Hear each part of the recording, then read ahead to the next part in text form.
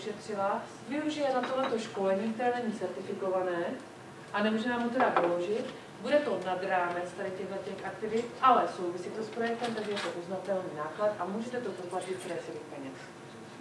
Nehledě na to, že kdyby vám na něco peníze nezůstaly, klidně to můžete kombinovat z vašich peněz. To znamená, že klidně nějakou část můžete přidělit jako stilizaci. Tak, takže snad je to dobrá zpráva a já teda definitivně odcházím. Ne, to asi možná přijdu. Jo, já na chvíli odcházím a pak ještě přijdu. Tak jo. Mějte se moc hezky. Děkuji, ještě jsem nezačala. Ne, to byl vtipek samozřejmě. Já mám nyní pro vás připravenou část na představení šablon, které byly připraveny pro tuto výzvu. Mé jméno je Tereza Burkraftová, jak už říkala paní ředitelka na počátek, a snad budu tak zábavná jako kolegyně, že vám předám spoustu nových informací a užitečných informací. Tak, nejdřív, jak už kolegyně říkala, bylo připraveno 36 typových šablon, které jsou určeny pro mateřskou školu a základní školu. 14 jich je pro mateřskou školu a 22 jich je pro základní školu. Některé šablony se tematicky opakují, ale jsou určeny jak pro mateřskou, tak základní školu. Jsou ty šablony rozdělené do různých skupin podle toho, jak jsou zaměřeny. To znamená, první skupina je zaměřena na personální podporu. Další skupinou šablon jsou na osobnostně profesní rozvoj pedagogů. Další napomáhají vlastně dětem přecházet z mateřských škol do základních škol. Rovněž jsou šablony na čtenářské a matematické kluby, na doučování žáků a v neposlední řadě i na setkávání s rodiči, takzvaná odborně tematická setkání. K tomu se dostaneme v průběhu prezentace. Tak, pokud samozřejmě nemusím mluvit na mikrofon, všichni mě slyší.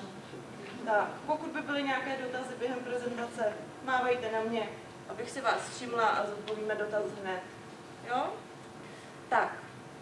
Nyní se přesuneme k šablonám, které byly připraveny na personální podporu. Bylo jich připraveno 5 a bohužel oni ty nemůžou žádat školy, které byly zřízeny podle paragrafu 16 odstavec 9 školského zákona. Jo? Ještě vám upozorním na jeden dokument, který je u výzvy a je to dokument nazvaný jak na šablony. Jsou tam vyjmenované všechny šablony a u šablon, které mohou volit speciální školy, je zelený kruhík. Jo, je to takový přehled, docela užitečný, takže speciální školy si můžou stáhnout i ostatní školy samozřejmě a jsou tam puntíkované ty šablony, které mohou volit speciální školy. Tak, nyní se vrátíme k personální podpoře. Tak, bylo připraveno, jak už jsem říkala, 5 šablon s tím, že první 4 zde uvedené jsou jak pro mateřskou školu, tak základní školu. Pouze pozice chůva je možná na mateřské škole. Kromě pozice sociální pedagog jsou všechny nastaveny na 0,5 úvazku na měsíc. Jo? Ten úvazek musí být vykonáván pouze jednou osobou. Nelze ho dělit mezi více osob.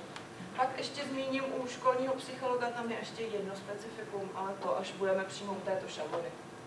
Sociální pedagog tedy má úvazek 0,1 na měsíc. Tak. Nyní přikročíme k jednotlivým pozicím. A jedná se v začátku o školního asistenta. Je to nepedagogický pracovník, ale musí splňovat určité minimální kvalifikaci a ta je stejná jako u asistenta pedagoga. Jo? A ještě vám do toho skočím. Důležitá příloha číslo 3. Všechny informace, které já vám zde budu říkat, jsou uvedeny v této příloze. Jo? Nebudu vám říkat úplně všechno, protože to bychom tady byli celý den. Je toho opravdu spoustu, ale všechno, co budu tady uvádět, je v rámci této přílohy. Jo, jenom tam nepedagogický pracovník, asistent, to nekoresponduje s tím, co máme ve škole, protože ve škole je asistent pedagogický. Ale tady to je školní asistent, to není pozice asistent pedagoga. Takže musí mít vzdělání jako pro asistenty pedagoga. Ale, a tak, přesně tak. Vzdělání musí mít A obdobné. může začít si dělat to vzdělání, když ho vezmu, nebo ho musí mít dopředu, než ho vezmu? měl by ho mít, než Že ty začne lidi pracovat s nebudou, těmi že jo? dětmi. To vzdělání musí mít, když pracuje s dětmi. A pak Jo. ještě teda jeden dotaz. Mám asistentku pedagoga, bude mít úvazek žádná celá 7, doplním jí tady půl úvazek na školního asistenta, to znamená celý její úvazek bude 1,2. Může to tak být? Může, tady to jedete podle platné legislativy. Tam myslím, že včera říkali, že je maximálně možný úvazek 1,5. Jo. A to je zákoníku práce, že jo? Myslím to. Zákoník práce nebo školský zákon. Jo. To se spíš tam podívejte, ale my nic takového nezakazujeme. Jo, tam je důležité, aby ty pozice měly rozdílnou náplň práce. Aby nebyla ta činnost financována duplicitně. Jo, tady na to akorát pozor, dát si na to prostě pozor.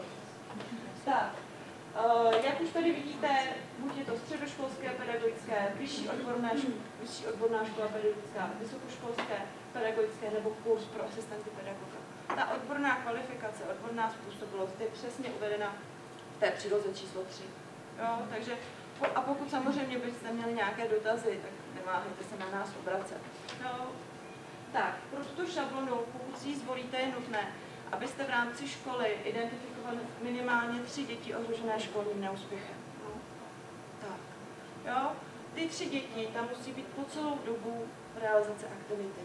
Nemůžou se střídat? Můžou, jo, můžou se obměňovat. A je to Ale minimálně 3. Minimálně 3, vy tam můžete mít 4, 5, to už je na vás, ale šablona stanovuje minimální počet 3. Jo. Jako ty děti můžeme teda učit my, nepotřebujeme přesně žádnou tak. speciální odbornou Tak, je to poradnu. bez vyšetření vy.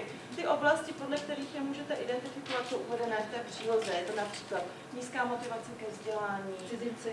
také. Odklad školní docházky. Tak, přesně tak. Dlouhodobá prospěchová neúspěšnost. Jo, ty oblasti, které jsou tam stanoveny, jsou příklady. Ještě další důležitý dokument jsou pravidla pro žadatele a příjemce. Tam je i specifikován žák ohrožený školním neúspěchem. Jo, tam je i uveden. Tak, je to všechno u výzvy. Tyhle ty dokumenty najdete všechny u výzvy. Jo, takže prostudovat pořádně všechny dokumenty, které tam jsou a budete perfektními žadateli. Tak.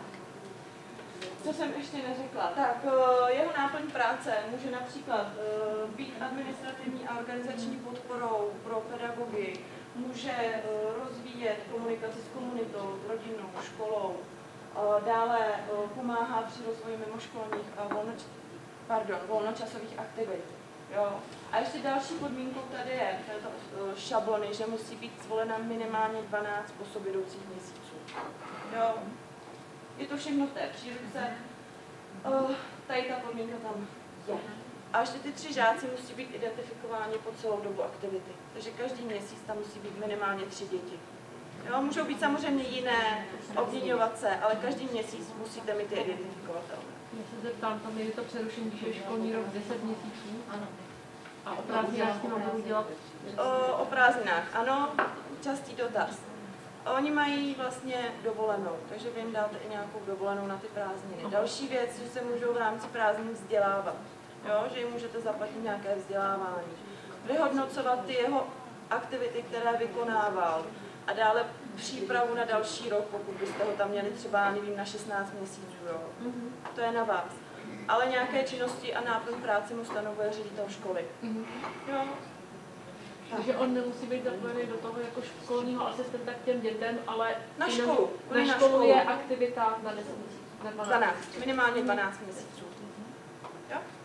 Ono by se to mohlo hodit třeba ředitelce, která má nižší úvazek učitelce jako taková organizační podpora. Jo. Tady to je i jenom mimo výuku, i při výuce. Ale on nemůže sám zůstávat s těmi dětmi. Tak, že jo, při té měl by výuce. mít nějaký dozor, nějakého pedagogického pracovníka. Jo? A ještě další věc, na tuto pozici můžete zaměstnat i pedagogického pracovníka, ale musí s tím obě 2 strany souhlasit a vymezit mu činnosti, které bude vykonávat pouze jako ten nepedagogický pracovník. Jo? Je to také možné. Jo? Tak. Školní asistenta jsme vyčerpali. A já teda ještě můžu ještě... Můžete, určitě. Tak tam je určitá suma peněz na to vyčleněná na ten půl úvazek na měsíc. Ano. V tom je jeho superhrubá mzda, Ano. kterou já si teda zjistím někde podle nějakých těch cen Průměrného obvyklých, výdělku. nebo jak se to jmenuje. Můžete podle lepšák, co dáváte nepedagogickým pracovníkům. To, jakou částku mu vybráte, je na vás. A to musí být nějaká částka, aby mi tam šel třeba ten člověk, že jo, když to bude Třeba. Jako ty částky byly brány z průměrných částek, které jsou na trhu, které jsou v rámci celé České republiky. Třeba vyjde a to já můžu použít na pomůcky, tak, na odbornou věci s tím literaturu. související. Tak, anebo dát třeba i na administraci nějakému člověku. Jo?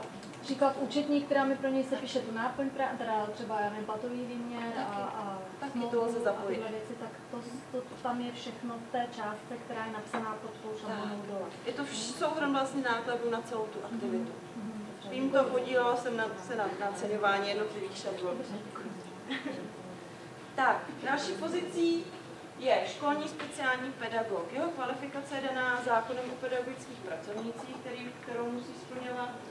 A zároveň vlastně jeho standardní činnosti jsou uvedené v příloze číslo 3 vyhlášky 72/2005 sbírky. Nebudu je tady všechny jmenovat, opravdu je to tam uvedené. Pro příklad tady jsou uvedeny, že se podílí na přípravě individuálního vzdělávacího plánu pro žáky se speciálními vzdělávacími potřebami a případně dále spolupracuje s dalšími poradenskými zařízeními. Pro tuto aktivitu je nutné, aby byly na škole identifikováni nebo začlenováni minimálně 3 děti, žáci s potřebou podpůrných opatření stupně podpory 1. Jo. A tato podmínka je opět na celou dobu realizaci aktivity. Minimálně 3 děti každý měsíc. Můžou se samozřejmě zase odměňovat. Můžou zůstávat stejný, jo? Ale ta podmínka tam musí být splněna. Rovněž je tady podmínka, že se musí jednat o úvazek 0,5 na měsíc. 1 osoba pouze, nelze dělit mezi více osob. A minimálně 12 po sobě jdoucích měsíců. Opět jako u školního asistenta. Další pozicí je školní psycholog. Tady, jak jsem na začátku zmínila, tak tam je jedna specifická podmínka. A to, že až do výše úvazku 1,0 musí být tatáž osoba. Nelze ten úvazek 0,5 dělit mezi více osob. Jo, že vy si to navolíte na celý úvazek 1 osoba. 1, pouze a 1. Je to z důvodu toho, aby ten psycholog navázal spolupráci s těmi dětmi. Ano. Já se jenom vrátím. U toho speciálního pedagoga to platí také? Ne. Tam je třeba 2 budovy, takže jeden může působit na úvazku na jedné budově a druhý. Vy si zvolíte přesně tak. Tam to lze. Tato specifická podmínka je pouze u toho psychologa. Je to tam, všechno to tam je uvedené. Všechno v té příručce to tam je, v té příloze číslo 3. Zároveň je nutné identifikovat opět 3 děti, žáky s potřebou podpůrných opatření stupně podpory 1, případně 3 děti se speciálními vzdělávacími potřebami. Jo, to je pokud jsou ještě identifikováni podle té starší vyhlášky. Jo, to také jde. Zároveň opět 12 po sobě jdoucích měsíců podmínka. A jeho kvalifikace musí být ze zákona o pedagogických pracovnicích. Opět standardní činnosti uvedené v příloze číslo 3 vyhlášky 72/2005 sbírky. A poslední pozice, která je jak pro mateřskou školu, tak základní školu, je sociální pedagog. Výše úvazku u tohoto nepedagogického pracovníka je 0,1 měsíc a jeho kvalifikace